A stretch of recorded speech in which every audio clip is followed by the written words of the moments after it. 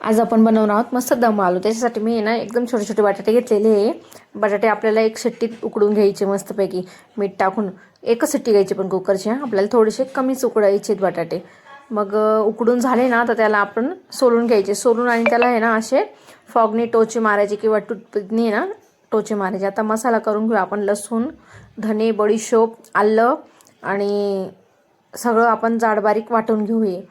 बटाटे आहे ना तळून घ्यायचे आणि मग त्याच्यातच त्या तेलामध्ये मी तेल कमी करून आणि कांदा पण तळला यात। थोडा खडा मसाला घालायचा, थोडी मोहरी घालायची आणि तळलेला जो कांदा दळला होता आपण तो टाकायचा। टोमॅटो प्युरी टाकायची आणि काश्मीरी लाल मिरची टाकायची।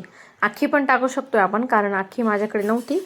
तर मग आता ग्रेव्हीत थोडं मीठ घातलं, धना पावडर, जिरा पावडर, काश्मीरी लाल मिरची, हिरवी मिरची आणि जो आपण वाटलेला मसाला होता ना सुका, लसूण धने, तो पण घातला।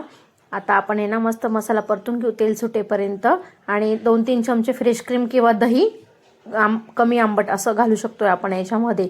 आणि मग बटाटे टाकायचे, कोथिंबीर टाकायची आणि भाजी शिजली ना मस्तपैकी बारीक गॅसवर भाजी थोडं गरम पाणी टाकून तुम्हाला जशी हवी असेल तशी ग्रेव्ही तुम्ही करू शकता आणि नंतर कसुरी मेथी पण टाकू शकता। तर कशी वाटली आपली आलूची भाजी ते नक्कीच कमेंट करून सांगा आणि चॅनलला सबस्क्राईब